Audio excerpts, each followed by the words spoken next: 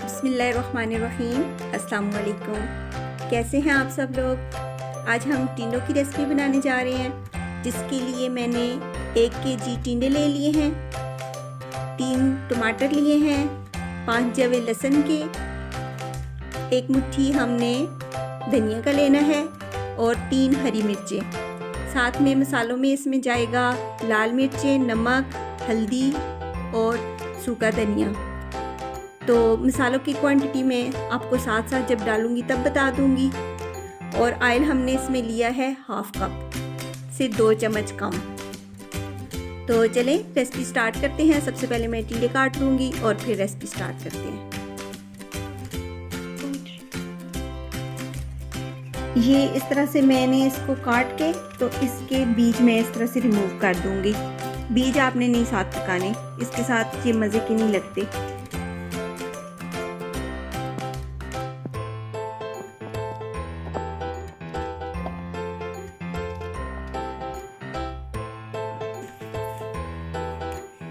ये सारे बीज हमने उनमें से टिंडों में से रिमूव कर लिए हैं। और ये इस तरह से हमने इस साइज में टिंडों को काट लिया है। हमने एक पैन लेके उसमें ऑयल डाल लिया है। अब सबसे पहले इसमें हम लहसुन डालेंगे। लहसुन को मैंने कूटा है।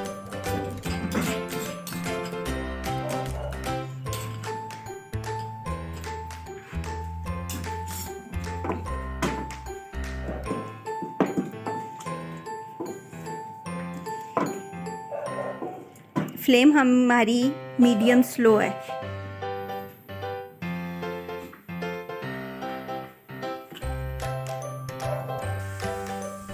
लहसुन जो है वो लाइट ब्राउन हो गया है। तो अब इसमें मैं ये 1 टीस्पून भर के नमक की डालूंगी। आप अपने जायके के मुताबिक डालें। 1/2 टीस्पून में इसमें 1/2 से थोड़ी ज़्यादा लाल मिर्चें, 1/2 टीस्पून हल्दी और 1/2 टीस्पून ही सूखा धनिया मैं इसमें डाल रही हूँ।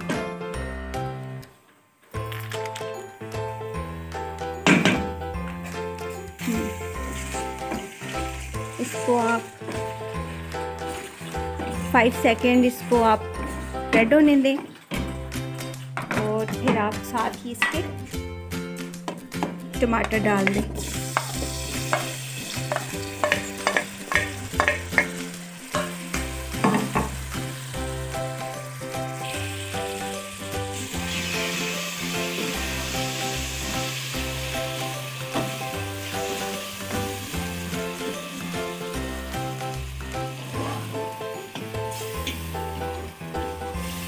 थोड़ा सा मैंने चूल्हा इसका तेज किया।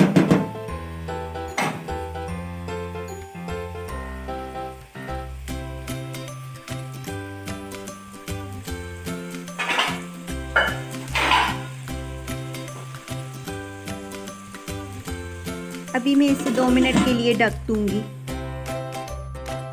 अभी हम इस पे से ढक्कन हटाते हैं।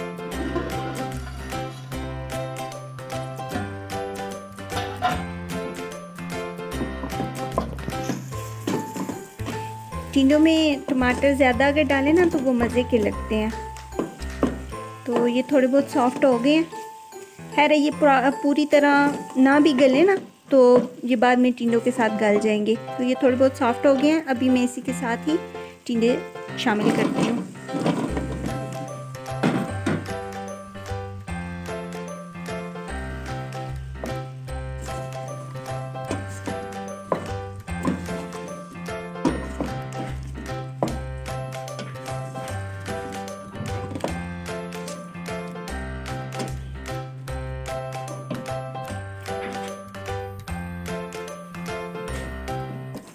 एक मिनट के लिए मैं इन्हें इस तरह खोल के तो मिक्स करती रहूँगी। चम्मच चलाते हुए इन्हें पकाऊंगी। और इसके बाद फिर मैं 2 हरी मिर्चें मैं इसके साथ ही डाल देती हूँ और 2 मैं ऊपर से बाद में डाल लूँगी।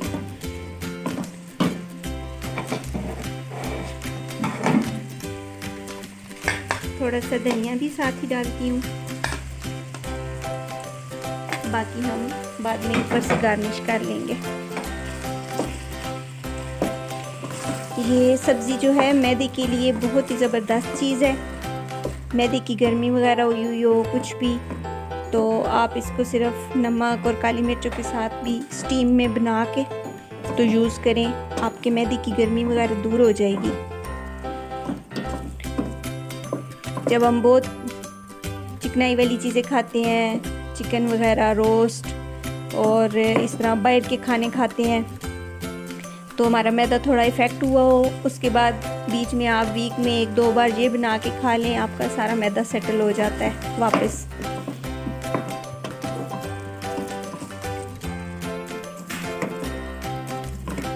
बस इनको मैंने अब अच्छी तरह से मिक्स कर लिया, तो अब बाकी सारी इसको मैं दम पे बनाऊंगी। अभी इसको मैं ढक के और धीमी आंच पे रख दूँगी जब तक ये गल नहीं जाते। बीच में आके मैं 1-2 बार चम्मच चलाऊंगी, देखूंगी, और उसके बाद ये दम पे पकते रहेंगे। फिर जैसे ही अब पकेंगे तो मैं आपको दिखाती हूँ। अब इनको दम पे रखे हुए 15 मिनट हो गए हैं, तो अब मैं इन्हें देखती हूँ। बीच में से मैंने आके इनमें 2 दफ़ा चम्मच भी चलाया था। ये देखिए इन्होंने अपना पानी छोड़ दिया है, मैंने इसमें कोई भी एक्स्ट्रा पानी नहीं डाला, ये अपने ही पानी में पकेंगे। ये देखें आप,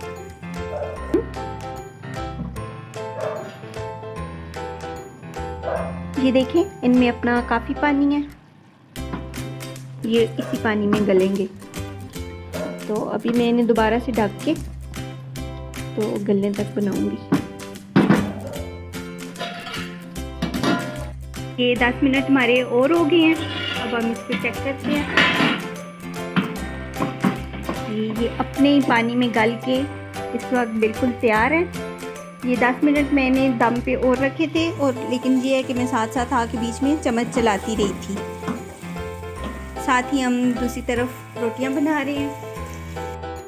साथ मैंने हरे धनिए और हरे पुदीने की चटनी बनाई है, और साथ सैलेड काट लिया है, और एक फुल्का बनाया है।